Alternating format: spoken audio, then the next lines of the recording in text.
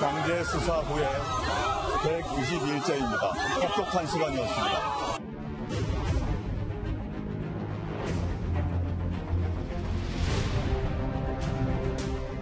철저히 법리에 기초한 판단이 있을 것이라고 희망하며 또 그렇게 믿습니다.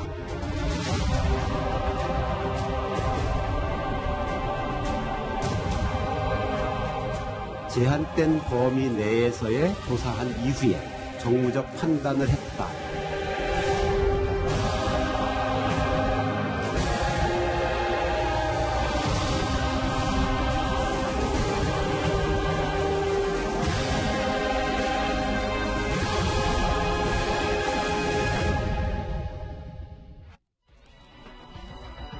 예, 오늘 뉴스탑10은 여기부터입니다.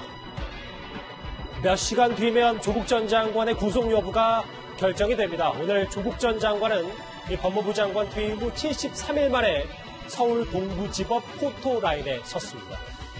한 명의 시민으로 돌아가겠다고 밝혔지만 결국 피의자 신분으로 이렇게 카메라 앞에 선 조국 전 장관, 오늘 오전 그의 목소리부터 먼저 듣고 오겠습니다.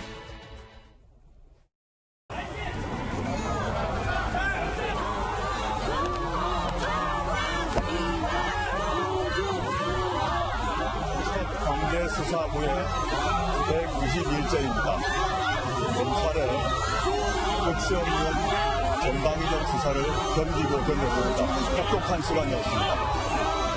저는 검찰의 영장 신청 내용에 동의하지 못합니다. 감찰 진단해달라는 외부 지시 있었습니까? 직권남용하면 계속 부인하시는 겁니까? 한 말씀만 부탁드립니다. 사안의 무게감답게 보시는 것처럼 현장 화면도 꽤 부산스러웠습니다. 장혜철 평론가, 이제부터 좀 하나하나 짚어볼 텐데 먼저 지금 현재 조국 전 장관이 어디에서 뭘 하고 있는지부터 좀 알아봐야 될 것 같은데. 우선 피의자 신문이 종료된 이후로는 서울 동부구치소로 옮겨가서 그곳에서 영장 발부 여부를 기다리게 됩니다. 만약 오늘 밤 늦게나 또는 자정 이후에 구속영장 발부가 결정이 된다면 이 동부구치소에서 그대로 수감이 되는 것이고요. 만에 하나 또 영장이 기각된다면 자택으로 귀가하는 조치를 취하게 되는 것입니다. 조국 전 장관 같은 경우는 오늘 오전 10시 반에 출석해서 피의자 신문을 받았고 약 4시간 반 정도 피의자 신문이 진행이 되었습니다. 예. 휴정 시간이 그렇게 길지는 않았던 것으로 보여요. 실제로 4시간 넘게 이 검찰 측과 또 조국 전 장관 변호인 측 간에 치열한 공방이 있었던 것으로 예상이 되는데 출석하면서 조국 전 장관 본인의 입장을 밝히지 않았습니까? 그런데 피의자 신문이 종료되고 나오는 길, 이제 서울 동부구치소로 대기하기 위해서 갈 때는 들어갈 때보다 표정도 좀 어두워 보였고 어떤 대답도 하지 않았습니다. 여기서 하나 추측해 볼 수 있는 게 과거 조국 전 장관의 배우자 정경심 교수 영장 실질 심사할 때요. 검찰이 그동안 외부에 공개하지 않았던 새로운 카드를 제시했거든요. 이를테면 정경심 교수의 녹취록이라던가 이런 메시지들을 확보해서 영장 실질심사에서 공개하면서 압박을 강하게 가했던 적이 있습니다. 기억이 납니다. 이번에 조국 전 장관 실질심사에서도 그동안 외부적으로는 알려지지 않았던 검찰의 비장의 카드가 나왔던 것이 아닌가. 그런 부분 때문에 사건은 하나였지만 피의자 신문 시간도 다소 길었던 편이고 밖으로 나오는 조국 전 장관의 안색도 어두웠던 게 아닌가 하는 그러한 추측도 가능한 상황이 아닐까 싶습니다. 지금은 동부구치소에서 대기 중인 조국 전 장관입니다. 김태현 변호사님. 네. 저하고 화면 같이 보시면 네. 시작이 됐던 영장실질심사가 3시 조금 전에 끝났어요. 한 4시간 조금 넘게.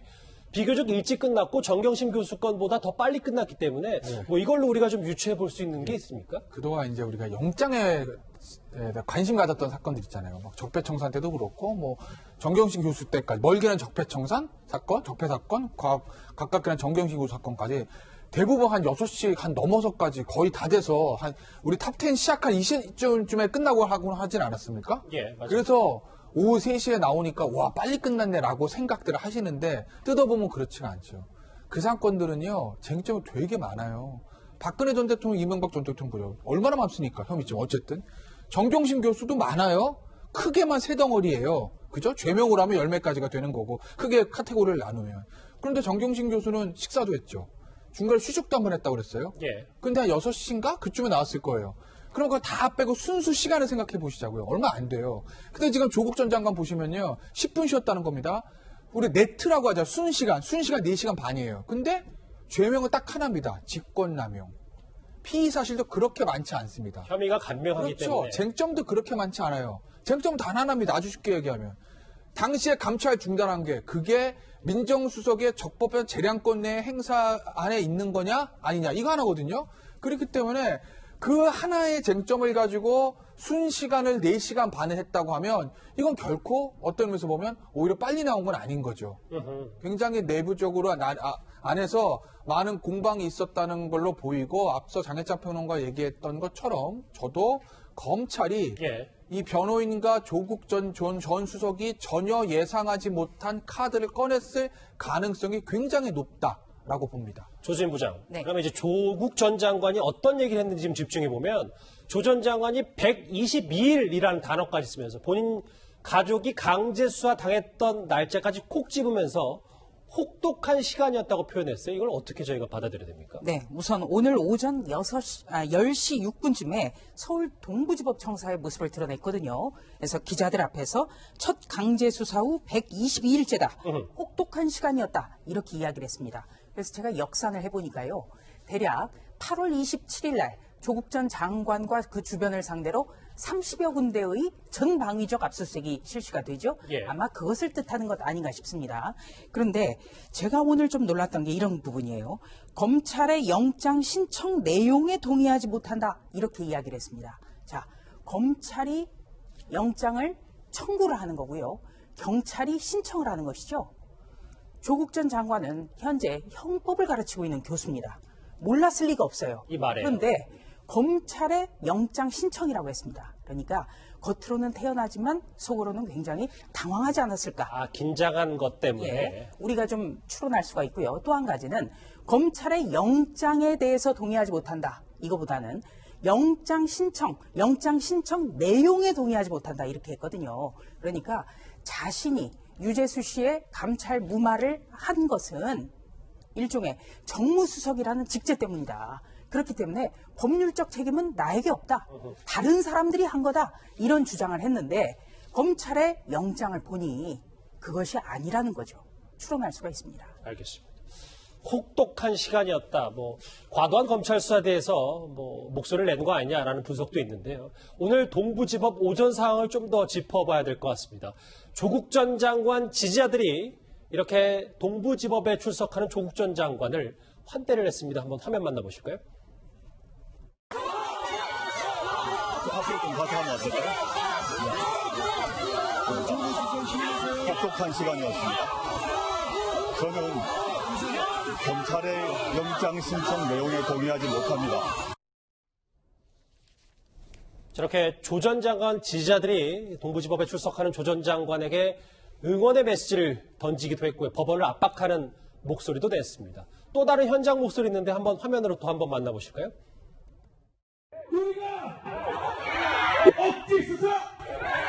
억지 수사, 정치검찰, 국민의 명령이다. 공수처를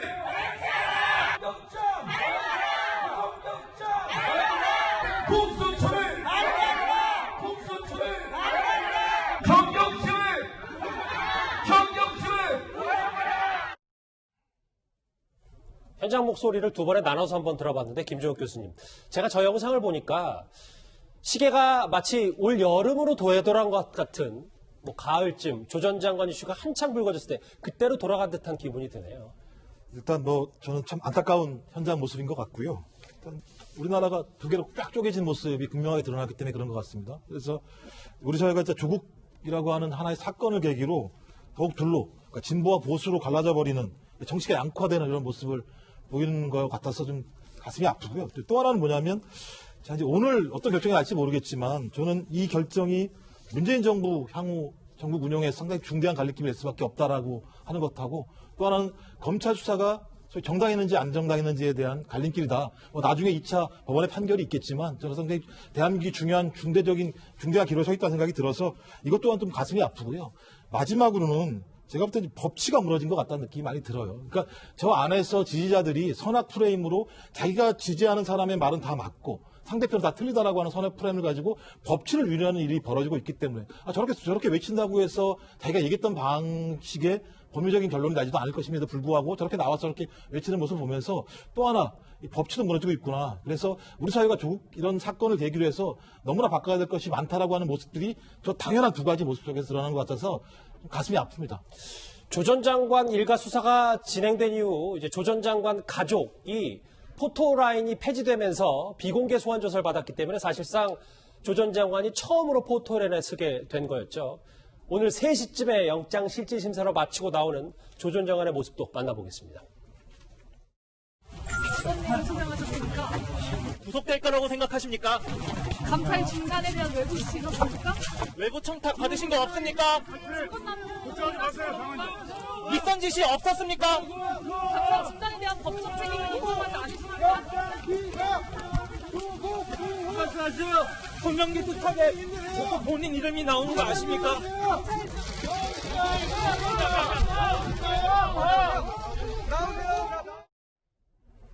저 현장에서 조수진 부장 하나 더 짚어볼 게 유재수 전 부시장 동부지법 출석했을 때도 안 그랬었는데 오늘 보니까 철제 통제선과 인벽까지 설치될 정도로 이 취재진의 접근이 쉽지 않았거든요. 왜 특별한 이유가 있는 겁니까? 그러니까 오늘 아침 일찍부터 이 찬반 양론으로 나누어진 시민들이 몰려들었거든요.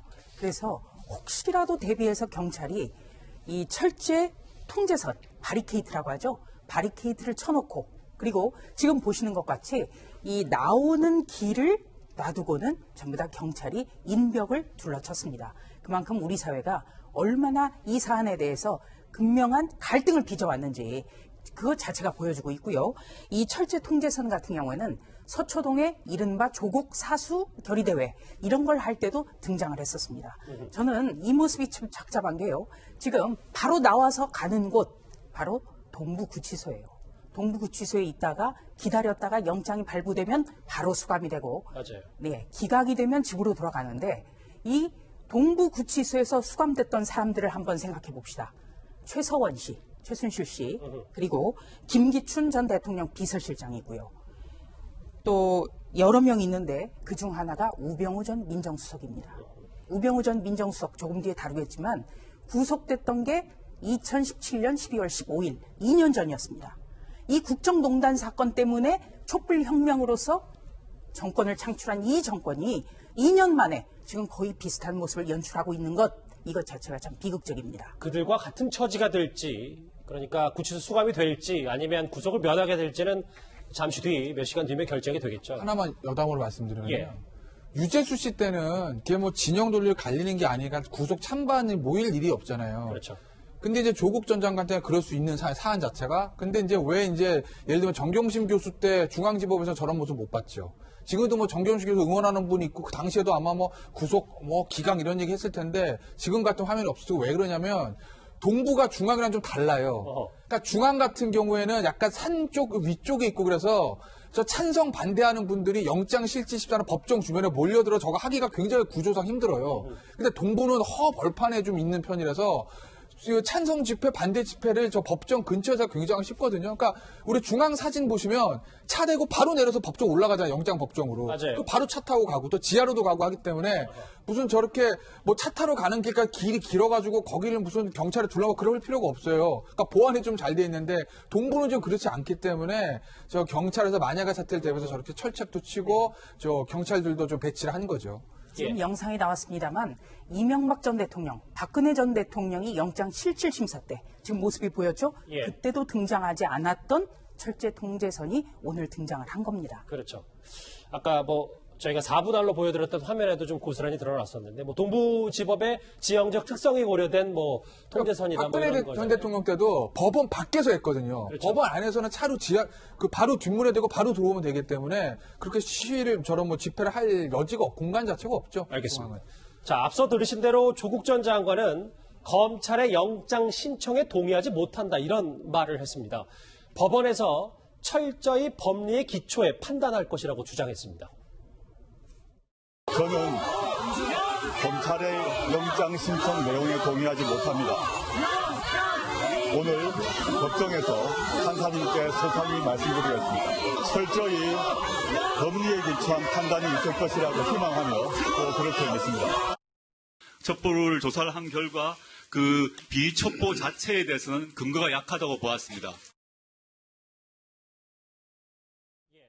그런데 유재수 전 부시장에 대해서 4차례나 보고를 받고 조 전 장관은 지시를 했었음에도 돌연 말을 바꾼 것으로 새롭게 알려졌습니다.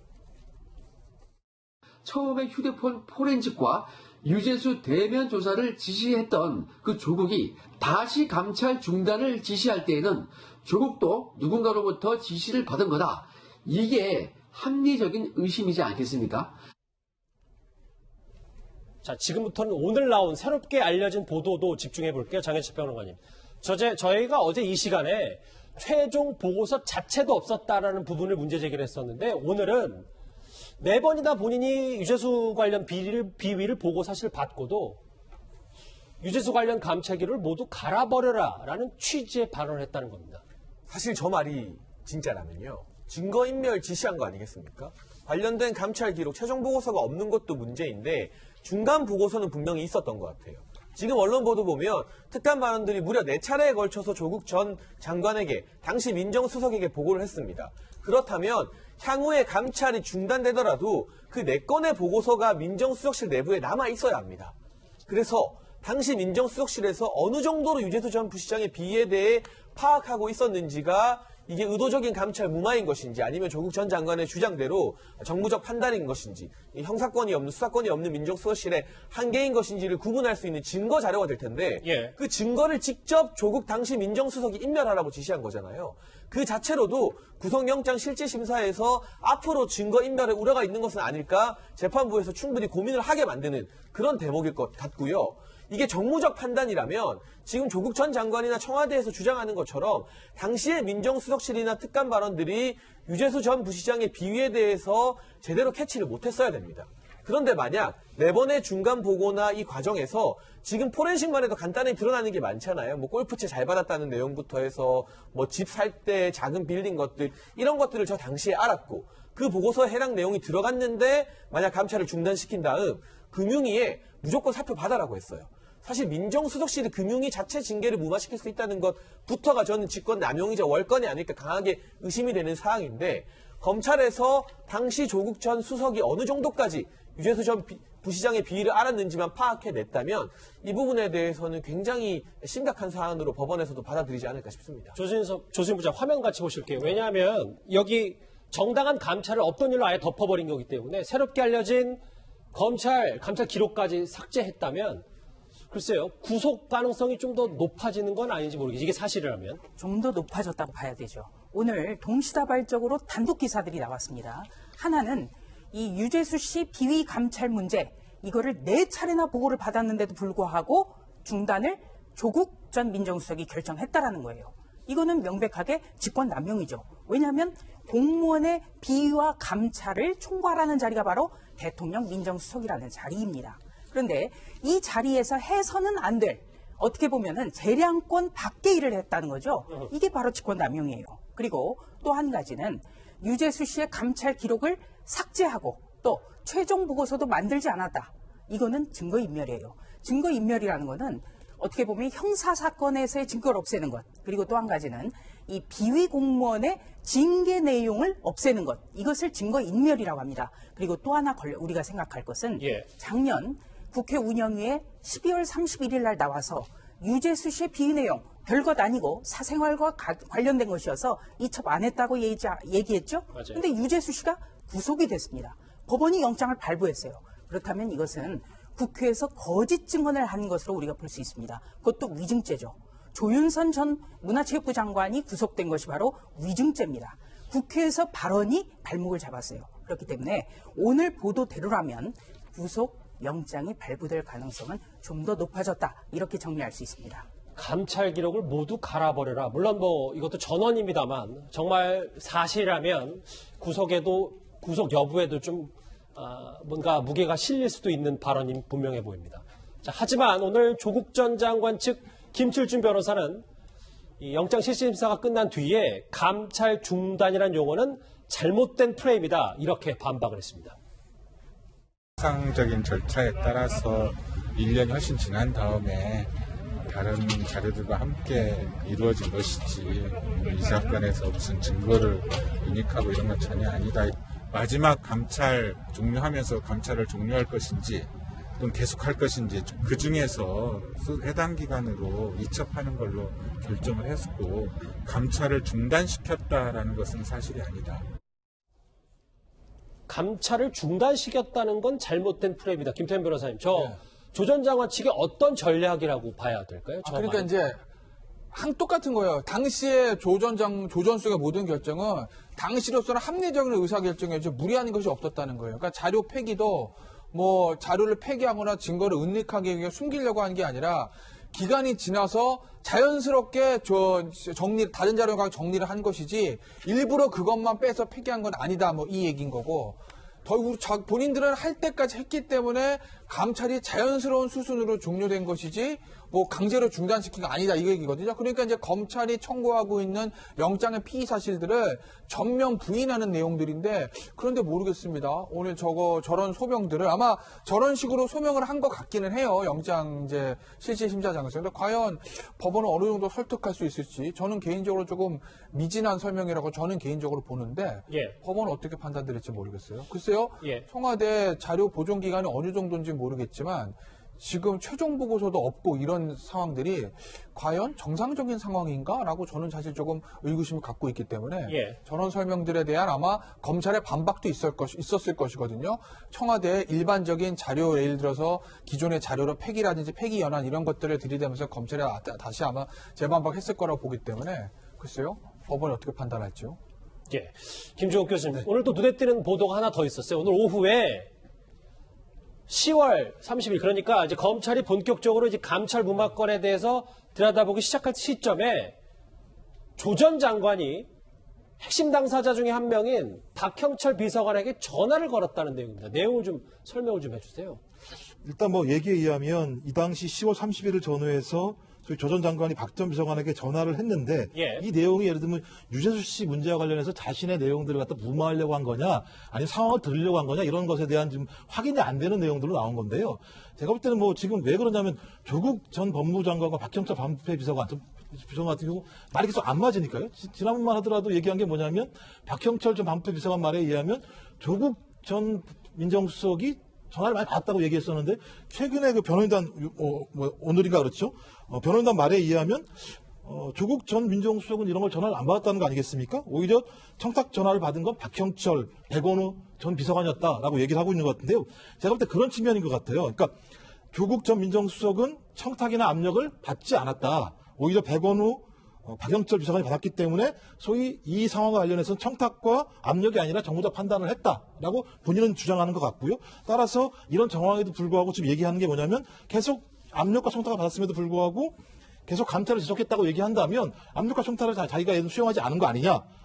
그리고 마지막으로 뭐냐면 이런 결과 속에서 이첩과 수사 의뢰하고 폐기 세 가지가 있는데 본인이 그냥 이첩을 했다. 제가 볼 때 이런 정무적 판단을 계속 얘기하려고 하는 건데 문제는 뭐냐면 박형철 전 반부패 비서관의 진술이 명료하다면 조국 전 민정수석의 얘기한 방어 논리 자체가 예를 들면 법원에서 수용될 수 있을 것인가? 저는 그래서 박형철 전 반부패 비서관의 진술 내용 자체의 정황 증거가 명확하다면 제가 볼 때 조국 전 법무부 장관이 제기했던 내용들을 가지고 법원이 수용할 수 있을까? 저는 좀 그 내용이 가장 중요하다고 생각이 듭니다. 조수진 부장, 또 하나의 포인트는 이건 것 같아요. 그러니까 조 전 장관이 지난 10월에 전화를 걸었을 때 박 비서관 우리 3인회의에서 이거 결정하지 않았었어? 라는 좀 구체적인 말로 해서 혹시 이걸 회유한 거 아니냐? 뭐 이 부분도 좀 논란이 있더라고요. 네, 중요한 것은요. 이 통화가 이루어진 시점이 바로 10월 30일쯤이라는 겁니다. 저 10월 30일에는 무엇이 이루어졌느냐? 바로 검찰이 유재수 씨에게 금품을 전달한 회사를 압수수색한 날짜예요. 압수수색을 하고 나니까 이거는 압수수색 다음에 바로 그러면은 피의자를 소환해서 조사할 거 아닙니까? 이 즈음에 조국 전 장관이 전화를 걸어서 유재수 씨 감찰 무마한 거 우리 셋이 결정하지 않았냐 이렇게 얘기를 하니까 그 셋 중에 한 사람인 박형철 전 반부패 비서관이 내 기억은 다르다라면서 자신의 잘못은 없다라고 지금 빠져나갔어요. 그러면 이것이 어떻게 알려졌을까? 바로 박형철 전 비서관이 검찰에서 그렇게 진술을 했겠지요. 네. 그러면서 박형철 전 비서관은 아마도 자신의 휴대전화를 이미 제출했다거나 아니면은 통화 내역을 보여주면서 10월 30일쯤에 이런 전화를 받았다고 보여줬을 거예요. 그렇기 때문에 아마도 오늘 영장실질심사에서 검찰 쪽에서 피의자, 그러니까 조국 전 장관이 사건 관련인 박형철 전 비서관을 회유한 정황이 있다. 이것만으로도 구속 사유가 충분하다라고 말하는 것으로 전해졌습니다. 김태현 변호사님, 그러니까 조금 더 정리를 하자면 이 회유 전화에 그리고 과거에 있었던 뭐 감찰 기록 싹 다 갈아엎어버리라는 취재 발언, 최종 보고서도 없다.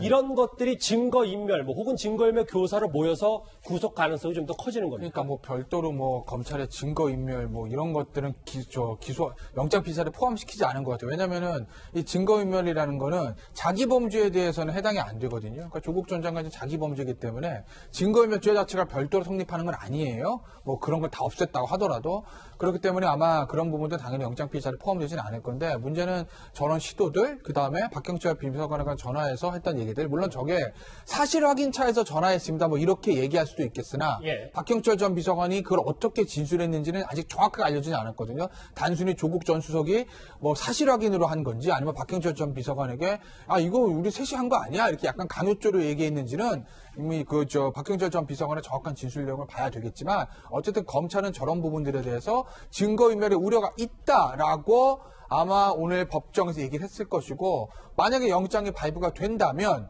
법원은 저런 부분들이 증거인멸의 우려가 있는 쪽에 아마 방점을 찍을 수는 있겠죠. 네, 조국 장관에 대한 구속 여부 그리고 앞으로 혐의 사실에 대한 유무죄 판단은 법원의 손에 넘겨졌습니다. 그렇죠. 그런데 우리가 생각해 볼게요.